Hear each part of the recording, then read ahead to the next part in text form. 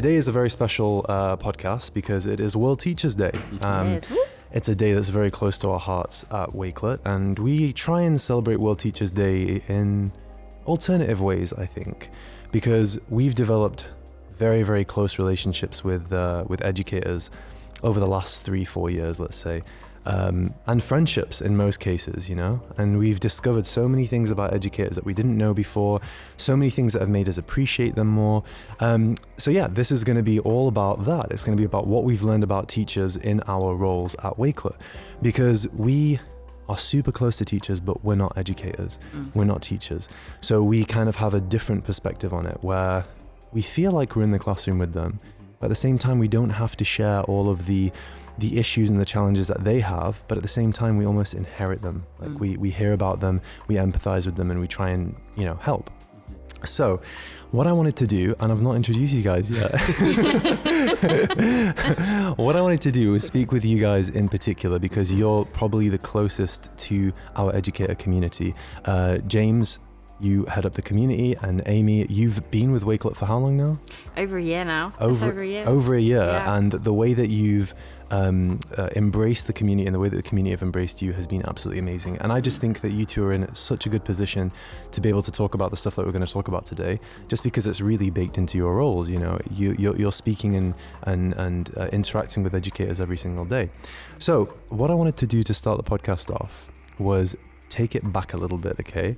Just so that we can sort of empathize with educators, because we were all students once. We all saw firsthand some of the experiences and the challenges that teachers face, and quite often we were the reason why they face those challenges, most of the time anyway. So I wanted to ask Amy first, what is your earliest memory of being in school, being taught, let's say? Yeah.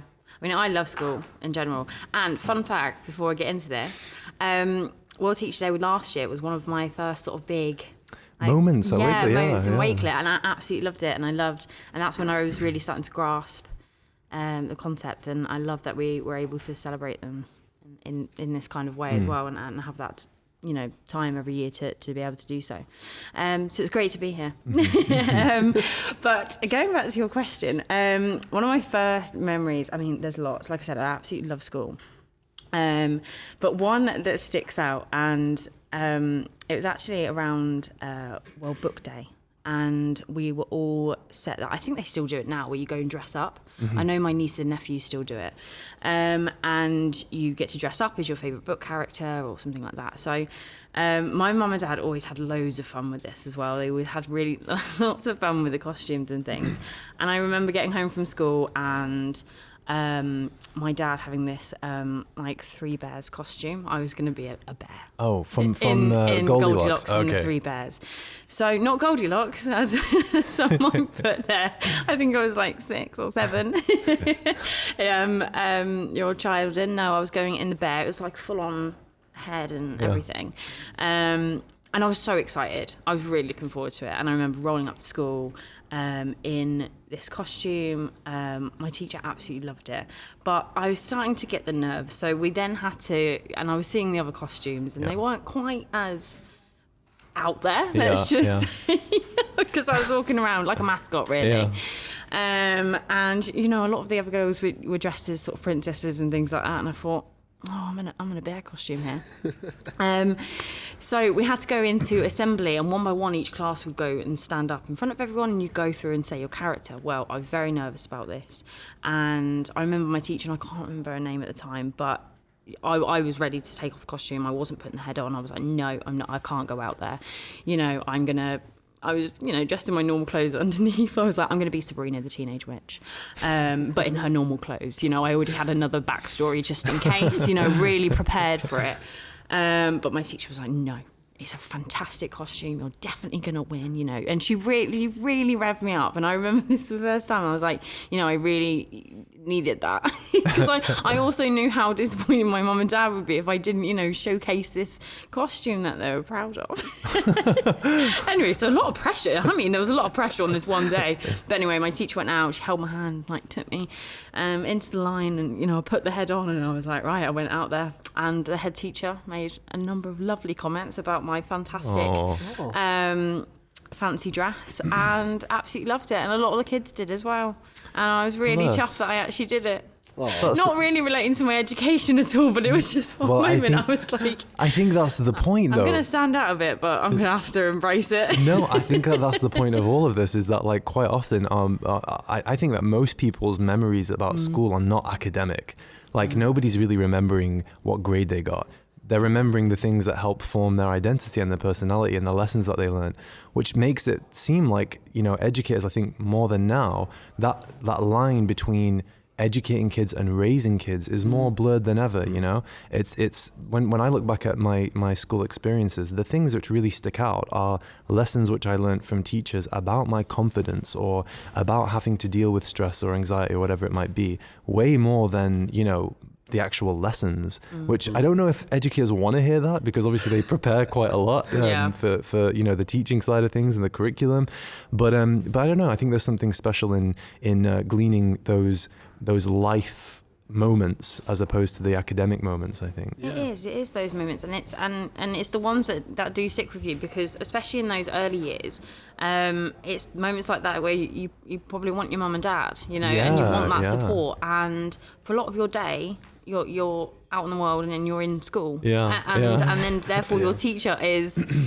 that guide for you, and that's your go-to. Exactly. And it's so important, and that sort of like relationship you do build is really nice, and I think something that does stick with you in odd little memories like that one there. Yeah. Well, you are developing through school, right? And teachers are developing little humans to go into adults. So you spend just as much time with your teachers as you do your parents, really. So and you're trying to understand yourself, what you like, what your personality traits are like, what you want to do, and little bits like that help push you in the right direction. Because I'm sure you wanted to go out in the bear costume. I did. But for whatever reason, at that moment in time, you didn't. No. What about you, James? What's your earliest memory, or just a memory that sticks out? Yes, it's not earliest, but very, very similar. Two stick out really. I remember back in year 4. What age would that be? About 8, 9. Yeah, something like that. 8, 9. We did like a video advert, and this was like really like top of the range stuff for our school. We brought all these camera gear in. We split into teams, and it was almost like a mini project to film an advert for like a fake company that you made up. But it was brilliant, like the whole day, like extracurricular work.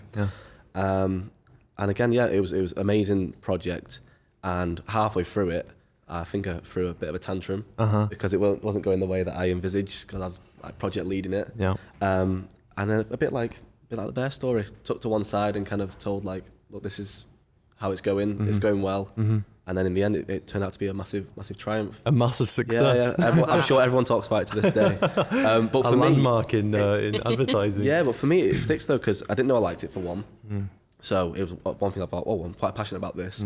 And then the secondary effect of that is it didn't go well. First, as well as I thought. My vision wasn't portrayed in the work, but I got told to kind of be resilient, get on with it, and in the end it turned out decent as well. So, and I think that's an important part of one of the things which I've discovered through speaking with educators, is that a lot of educators are torn between really, really supporting the child that they're teaching, or allowing that child to fail, because most of the lessons which I've learned have come from what you'd call failure. You know, failure helps you kind of grow. It helps you know not to do something next time, and then learning how to deal with failure as well, like losing a race or getting a bad grade or something like that. That you know, that makes you a mature person who can handle the much more serious stuff as you go on in life when things don't go your way.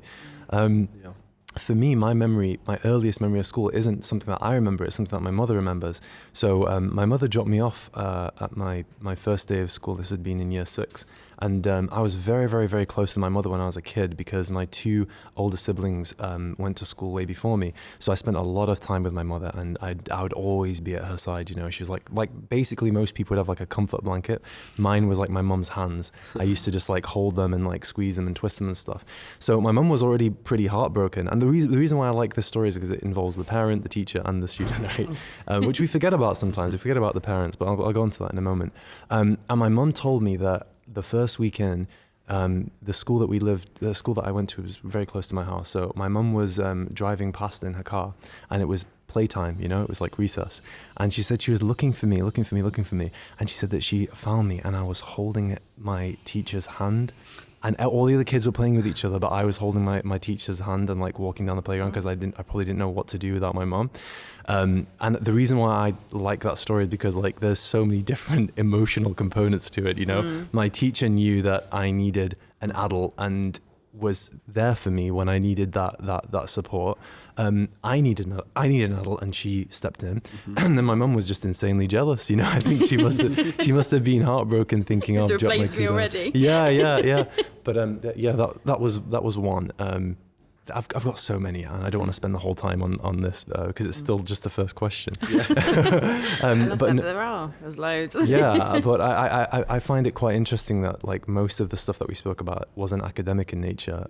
Just to kind of show that with teachers, it's way more than just teaching the curriculum. You know, they play a big role in raising kids and you know, building them up.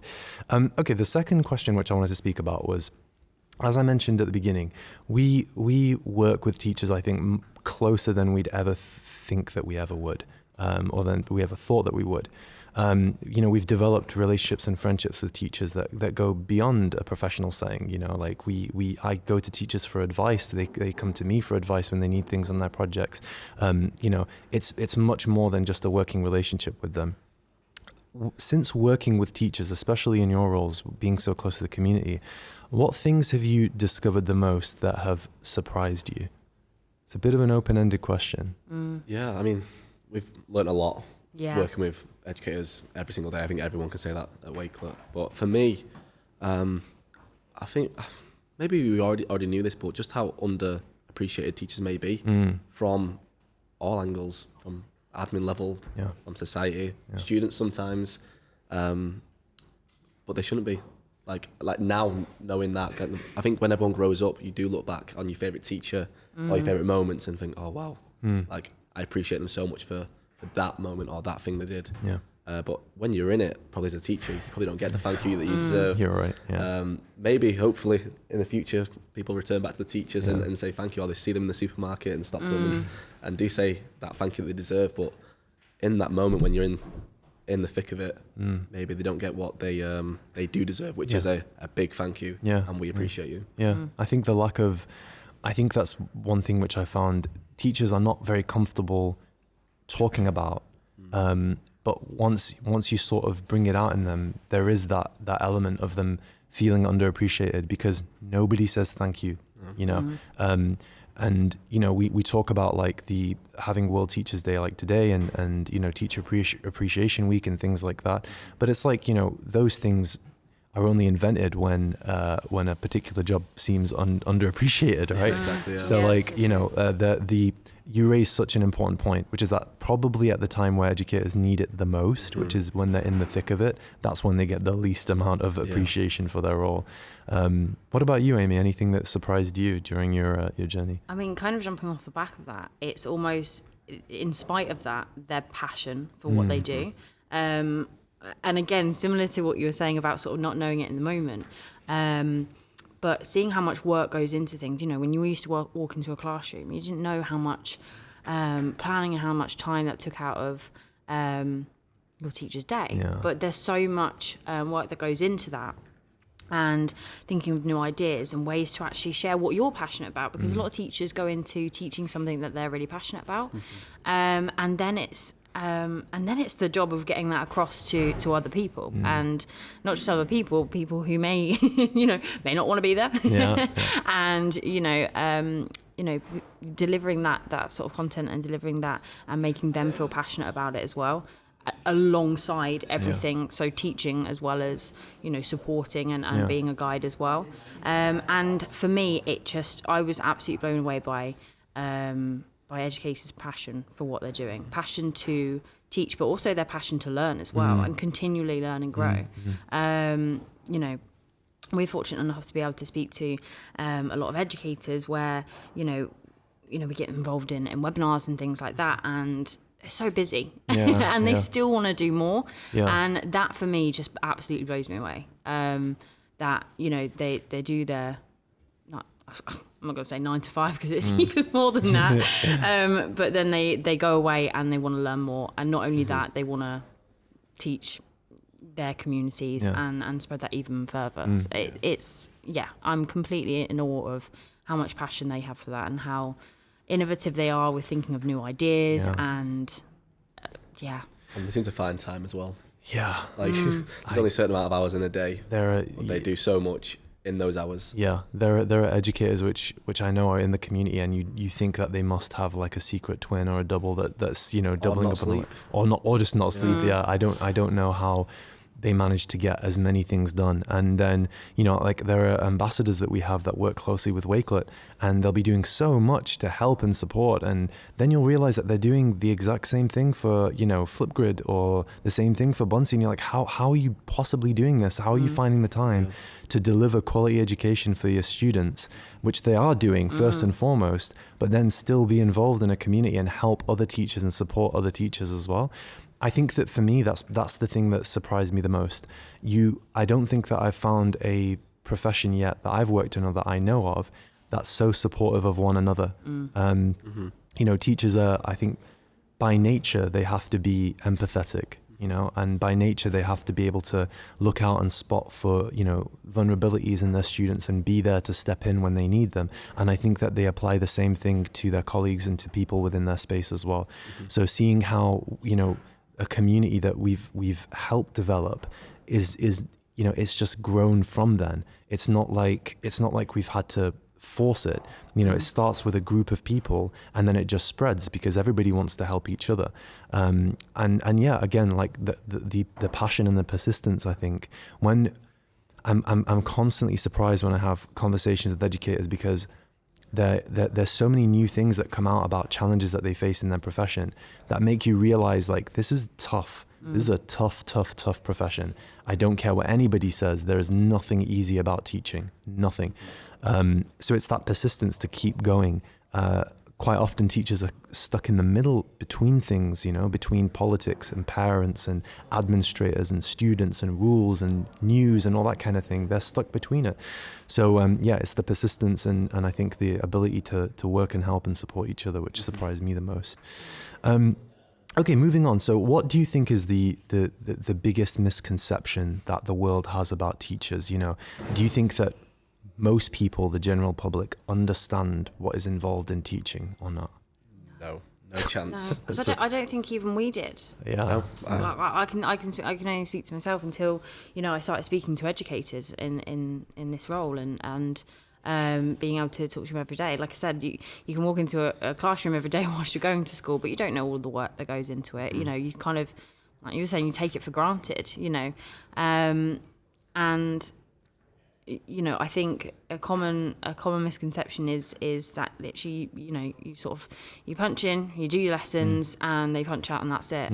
They don't not think about it when they go home. They don't, not have to do more work or put time aside to focus on individuals who may be struggling or anything like that, and go that extra mile for certain students or all. And there's just so much more that goes into it, and I think that's quite a common misconception that there's just so much work that goes into it, and they have to think about so many elements, and not only the teaching, because that in itself is a tricky job, but also just like I said, being that support system as well. You're handling children who of any age who are in different moments of their life, and like you said, they're growing, they're learning, and not only about a certain subject, but they're learning about themselves as well. And you've got playground politics and all sorts. Add all of that on top of it, it's a lot. And I think parents will know what their kids are like, but I think we can all say you're different when you're at school, you're different when you're around your friends and things like that. Like, teachers deal with different kinds of kids, and they're there for a long time, and you have to make sure they're putting everything into their learning as well as guiding them as well. It's a really important role, and I think it's sort of slightly misunderstood and underappreciated in that way as well, because there's so much that goes into it. Yeah, you're right. What about you, James? I'd say basically the same thing. Yeah, not just a teacher. There's so much more that goes into it. I mean, thinking back to your teachers, the teacher 1 minute, they have to be an entertainer in the classroom, make it engaging. They have to be a counsellor when you need the help, even to be a friend or someone just listens to your problems. There's so much, and on top of that, they've got their own family, got their own lives outside of teaching. And it's one of those professions that a lot of people outwards looking in will be saying, oh, it's within the classroom hours or whatever. But we know now. It goes way beyond that. It goes way beyond that. It's 24/7. So, that's the big misconception is, and I think we've seen that during the pandemic as well. I think we've leaned on teachers more so than ever. Especially with remote learning, a lot of people have had their children in the house while they're working and realise just how crazy it can be. So they lean on teachers to be that support system for families and students and the whole school community. I agree with everything, and I think that, like, for me, the thing which I wish more people understood was that the number of hats that an educator has to wear, because most jobs and most professions that you go into, you know, if you're a doctor, you have to heal people. If you're a lawyer, you know, you're representing people in court. They're very linear stuff, and every now and again you'll get the odd case where, you know, you have to go a little bit further. But with a teacher, it's one of the only professions where your actual objective in your profession is you have to struggle to get there. So just the ability to teach is then, the stress is compounded by all of those other hats that you have to wear. And I think it must be so difficult to get through a day when you're trying to deliver teaching, you're trying to do your job, but you have so many different elements coming at you because schools are very unique places. You know, they're a hotbed for everything, for inequality, for mental health, for issues that affect young people, for gender issues. You know, that's where it's all happening. It's not happening as much in other workplaces, but in the school, that's where it's happening. And then you add hormones and growing up on top of that, and then it's like, okay, you have to deal with all of that, but you also have to deliver a quality teaching experience for students. It's like, come on, you know. So I think for me, it's people need to understand that there's so much more than just delivering a curriculum. The teachers, very few teachers just do that. And the teachers that do, don't get me wrong, like, they're still good teachers, but it's very difficult. They have to be able to switch off. And most teachers that I know, they get into teaching because they're a particular person, because they're empathetic, because they enjoy reaching out and touching people and connecting with people. So it's very hard for them to switch off from those issues. I don't know any other job that you have to go in and then all of a sudden you are immersed in an issue that might be something like abuse or mental health or poverty or whatever it might be, and that's it. That's your day now, and you have to deal with that. You know? You're exposed to so much in so many different people's lives as well. You know, and you're such an integral part of that life, and you've stepped into a role, and suddenly you're immersed in all of these kids' lives, and you're such an integral part. And just going back, because I was speaking to you guys about this example, but my housemate who's training to be a teacher right now, and talking about sort of not only, you know, thinking of what you're going to teach and how you're going to teach it, it's things like making it relevant and things like that. I was telling you, she was working on putting together some math problems, and you know, her trainer was saying, you know, try and make them relevant and things like that. So it's not just, you know, 1 + 2 + all of this. They were like, try and incorporate TikTok into it. Try and incorporate, you know, some current events and things like that. And it's like you have to even incorporate other things like that just to make them engaged as well, and, you know, try and make it fun and things like that. So it's not just delivering a curriculum. It's just so much more thought that goes into it. So obviously we want, you know, the biggest thing to have hit teaching in a long time, and I know that people are really tired of hearing of it, especially educators, is the pandemic and the effect that that's had on teaching across the world. I don't think that there's, aside from, like, you know, wartime and things like that, I don't think that there's been anything really in recent history that's affected education so far spread across the world, all at the exact same time, where all of a sudden every single teacher finds themselves in the same situation, which is very problematic and adds on a lot of stress to educators. And I remember there being lots of different moments during the pandemic that were focused around educators and focused around teaching, which we'll talk about in a bit. But what I wanted to ask you guys is, you've worked with educators before the pandemic, during the pandemic, and after. Have you noticed anything that's changed in the way that educators feel or the way that they do things or go about things since the pandemic has ended? Yeah, in terms of the way they do things, I'd say, back me or pay me here, more creative than ever. 100%. And I'm sure there's a quote in here that you'll know. Misbah's full of quotes. But when you're limited, it forces you to be more creative. 100%. And I think we've seen that during the pandemic. So, for example, just a quick one, like, how do you teach PE over Zoom? Yeah. But somehow, some way, the PE teachers of the world figured out how to do it and keep it engaging and make sure that children are having that physical activity. But that's just one example of the many things. But coming out of it now, so we've seen the creativeness before it. It's shot up over the pandemic and remote learning. And then I kind of assumed that it'd just go back down to the level it was at. But it's just gone further and further and further. Now they're implementing the stuff they learned during remote learning into the classroom.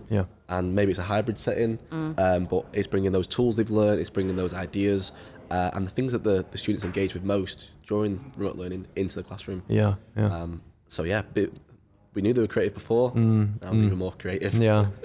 What about you? Yeah, I mean, that echoed 1,000 times because they are so creative, and sometimes I speak to an educator and I'm like, I wish you were my teacher, because they have amazing ideas, and it's almost like they've really wanted to make sure that students haven't missed out, and that's really tough in itself. And over here, when you're not going to class and things like that, it's even more of a struggle, I can imagine, to have students engaged on Zoom, when they're not in the class and you can't keep an eye on things and stuff like that. So their creativity in managing that has, blown me away. But one of the things, again, it's kind of an enhancement of how I already saw them anyway, but educators are big problem solvers. They see a problem and they work hard to try and fix that, whether that's the way a student's learning or not learning, or whether it's a way to deliver a certain subject or anything like that. And it's kind of that creativity that comes into it as well, but kind of in the face of a problem, just like pushing through. I've seen that kind of just get even more so. It seems like nothing stands in their way, a problem, like it's almost like now it's like, okay, that's fine, we can work with that, we can and we can make something great about it as well, and it's not even just the problem solving, it's making it even better than it maybe was before. And now we're seeing educators who have adopted new processes, who have adopted new tools and things like that, and now you're seeing them implement them in a classroom again in different ways, and solving that problem. I think that there's definitely a lot of things that have changed about the profession and the way that teachers do things in the classroom. I think that for me, the things that have struck me the most is the things which are happening outside the classroom for educators and their mentality towards teaching. Like when I've spoken to educators who have felt incredibly frustrated, I think, in the past 18 months, because it's like emotional whiplash. It's like as soon as as soon as remote learning happened, all of a sudden teachers, for the first time in a long time, are hailed as heroes, because parents can, finally figure out and understand this is what I'm dealing with one kid here. Imagine 30 of them that I have to deal with. So that forced empathy out of people to say, teachers, they have a hard time. But I think that quickly vanished. I think that as schools reopened, teachers, again, like I said, they found themselves in the middle of things. And, the pandemic, and I always say this, was largely measured on school openings, on what was happening in the schools. Not so much the other stuff. It was mainly if schools are opening or if they're not. And teachers found themselves stuck in the middle of that. And all of a sudden, in some countries, they're in the middle of a political situation, and they have to deal with the political opinions of parents. They have to deal with the mental health of students who all of a sudden after being 18 months away from the classroom, now have to readjust to being in a class. And they themselves have to readjust because, they're working behind a camera every day at home, doing that as your job for a long time and then having to come back in person. That's a readjustment period. So yeah, I think that for me, I found that although those things are right, educators have definitely become more creative, and they're looking for different solutions and thinking outside of the box, largely due to the limitations that they're presented with. I think on an emotional level, I've seen a lot of frustration. I think that prior to the pandemic, teachers have always been amazing and bubbly and open to lots of creative ideas and stuff. I think that now, once the dust has settled, as schools are reopening again, I'm finding a lot of frustration from teachers. And I think that we as a society have to understand those frustrations and understand why the people who are in charge of helping raise our kids are being put under these really stressful conditions. And why is it that we were so quick to change the narrative that, all of a sudden their heroes are now, they're just teachers again. So yeah, I think that's largely what I've seen in terms of the difference between them. It's those little bit of frustration, I think. But I think that as time goes on, that will improve. And I think that through raising awareness about the issues that teachers are facing, then, it's all about empathy. It's all about empathy at the end of the day. Yeah, I think, and in some ways as well, it's not quite over for a lot of people in lots of different countries and things like that, but also for teachers in particular, because there of course there were times where students couldn't go to class, and whilst that period of adjustment was taking place, they did miss out on lessons. So, that couldn't have been helped in a lot of cases, and now you've got pressure, not only from parents to get their children back up to where they need to be. I'm sure they're putting that pressure on themselves, and then you've got students who, are falling a little bit behind and things like that. So, it's a bit of a catch-up job in some situations as well now as well. So not only have they got to move forward, but they have to sort of rehash and catch everyone up as well. And I think we've got to remember that, because I think that's where that empathy part comes in, because I think we're so quick to say, right, okay, let's get back to good, everything's good again. And that's just it's not the case. Like it did have a big effect on education for students and for teachers, and it's going to take some time to get us back to where we were before. What I like as well with that frustration part, it's not nice to hear, but teachers always find a way to make sure that the quality of education for the students is not as impacted as they are. Sure. And so with that frustration, they're still seeing them solving those problems and being more creative. They always try and put other people first, especially the students. 100%. It's not a reflection on the quality of teaching. It's more the emotions that they've gone through, and they're very nuanced as well. There's things that we do as a society, and that we think that we're celebrating educators, but sometimes we're hurting them.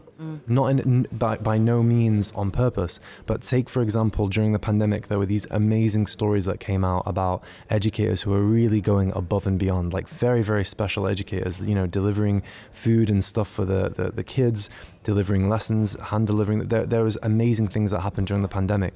I think that we have to remember that that's not all teachers. Those are very, very special select people who have decided to do that. But for your average teacher, they were already dealing with very, very difficult challenges that they had to face. And I think that they found that equally frustrating as well, because it's like, sure, that does represent the humanity of teaching, but it's not representing the reality of it, which is that just delivering my lesson to students is incredibly challenging. Focus on that, and then that would be able to create a bit more empathy as well. Okay, so there's a last question which I wanted to explore. And it's an interesting question, because I know that when I was a kid, and I'm not sure if other kids felt this or other people felt this, but there's always that moment where you're in school and you're like, I want to be a teacher. You think about how cool you'd be as a teacher, and like how you'd deal with a particular situation maybe. So I want you all to kind of like think about it for a moment and let me know, if you were a teacher, Amy, imagine if you were a teacher, what moments would you most look forward to, and what moments would you fear the most? Oh, that's a good one. It is good. It's good. It's a thinker. It's a thing. Supposed to be. Yeah. We're getting abstract right now. Yeah. I suppose from not only my own experience of school and things like that, and those memories that have stuck with me, and even hearing about educators and why they do what they do. I suppose, that the things I'd strive for is that I'm always quite jealous of how big a difference they make. Not jealous, but do you know what I mean? That's what I would aspire to do. Yeah. When you do see teachers speaking about a student who wasn't getting it, and then they just kind of had that, quoting Tish here, but that aha moment, It must be so rewarding. Exactly, and that's reward from the hard work and maybe having to switch up how you're teaching something, or use that problem solving and creativity to really reach that student. But I can only imagine that moment that you do get through to that student, and you do have that moment, and you see, I'm sure it's far and few between, but that gratitude as well. I hope they do see that they deserve. And I'd strive for those moments like that. In terms of what I fear, probably just the opposite, like not being able to get through. Or just, I don't know. Having to deal with all the reality of it, which is 40 kids screaming and not listening and throwing stuff around, and that must feel so frustrating to deal with, really. And obviously I was speaking earlier obviously about sort of having that passion for a subject or something like that, and if you really can't get that across, I bet that's just so frustrating. I think that would be a fear for me, something that I would be passionate about and trying to teach and have them understand, and I just don't want to know.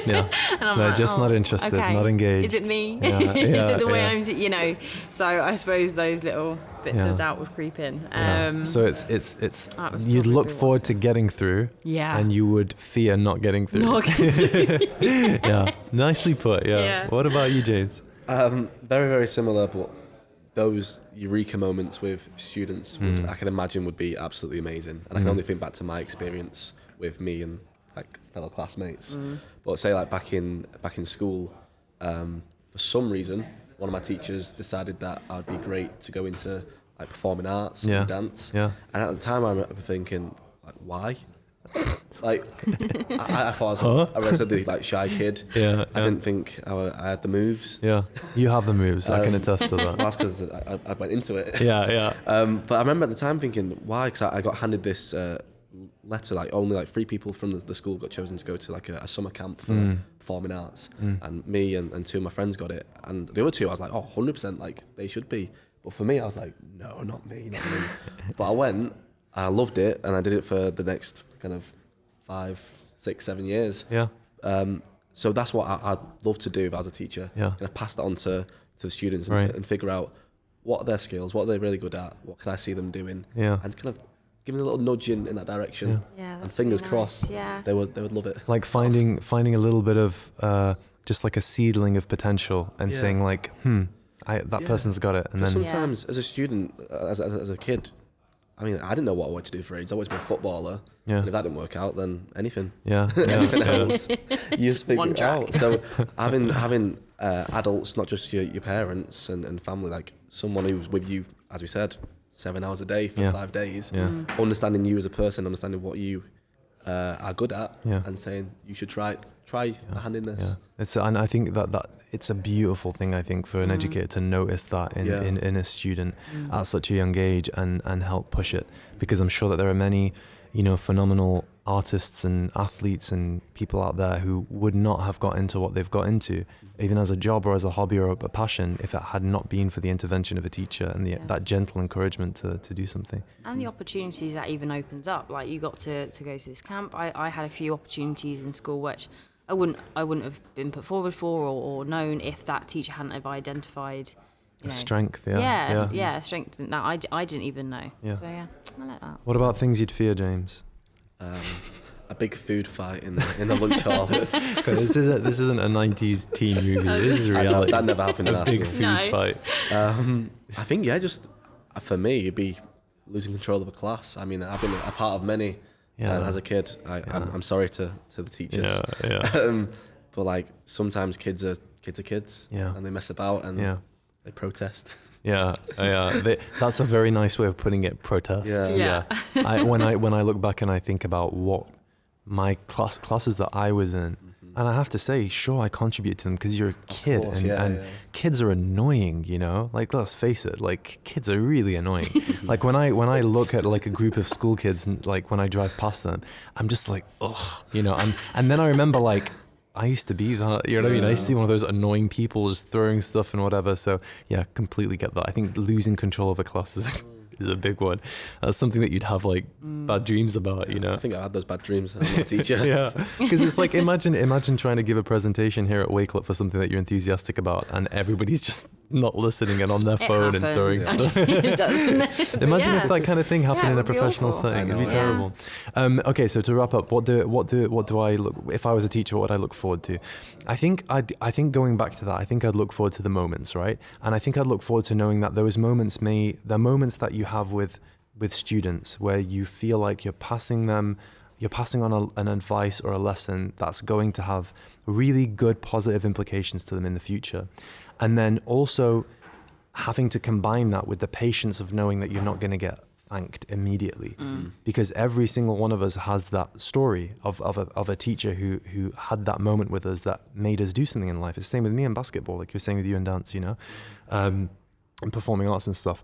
So I think that it would be that comfort in knowing that if I do my job well, then there's going to be so many people out there, so many generations of kids that their lives are going to be better for it. Not even in an academic sense, but you know, it's knowing that you have that positive influence over the students. And then what would I fear? I think I'd fear feeling helpless. I think I'd fear politics and administration and rules and issues and, you know, things getting in the way of me being able to do my job. I think that would be the hardest thing to do, because we've established throughout this podcast that teachers are a very, very particular kind of person and that particular kind of people get into teaching. And I think that when you have that passion and you are presented with an inability to perform and do the job the best way that you can, I would think I'd find that really, really, really difficult. And I think that when that's something which a lot of teachers complain about, it's the idea of that helplessness, that they want to be able to give the best education for their students. That's the only thing that motivates them. I promise you, no teacher is doing this for the paycheck. Like, you know, very few. You know, and they wouldn't, given how, you know, little a lot of them get paid. It's something more than that. So yeah, it would be that feeling of helplessness that is brought upon by external forces, I think. What a great way to end the podcast. Very positive. No, it is true. Yeah. Well, just on that, sure. though, like kind of another fear would be kind of feeling alone. And I know we know this from the community, which is why we set up the community, was you may feel alone in your school or your district or even sometimes the world. But there is communities out there that you can join where there's someone just like you on the other end. Yeah, exactly. Yeah. Regardless of where they are on earth, there's somebody going through what you're going who's through. Feeling the same emotions, feeling helpless, feeling that no one quite understands what they're trying to get across. And there's always someone out there. So I'd say if you are feeling like that, then the Wakelet community is here for you, and other communities out there where you can connect and meet like-minded people. Yeah, people who might be facing the same issues and the same struggles you can collaborate with and speak to. Exactly. So many friendships have been made between teachers. So many. So yeah, it's problem shared is a problem halved. There you go. Isn't beautiful. Let's end it there. Let's end it there. Anything that I say on top of that's going to kill it. That's beautiful. Well, thank you everybody for joining us to listen to this. You can find the Wakelet podcast available on all podcast streaming platforms, including Apple Podcasts, Spotify. And if you want to watch us in action, you can find us on YouTube. Please leave any comments below. If you are on YouTube, on anything that we've spoken about today, we'd love to hear your feedback. We'd love to know whether or not we're even talking about the right things on these podcasts. So be as brutal or as complimentary as possible. And yeah, it's been amazing speaking with you guys. I really appreciate you bringing the experiences that you've had as you know, people who work very closely with the community onto this podcast. And I hope that everybody can tune in next time, because we've got a load of amazing subjects for podcasts coming up soon. So yeah, from everyone at Wakelet, Thank you so much. Thank And you we'll very see you Thank you again so much, soon. everyone. Thank you, Thank you. guys.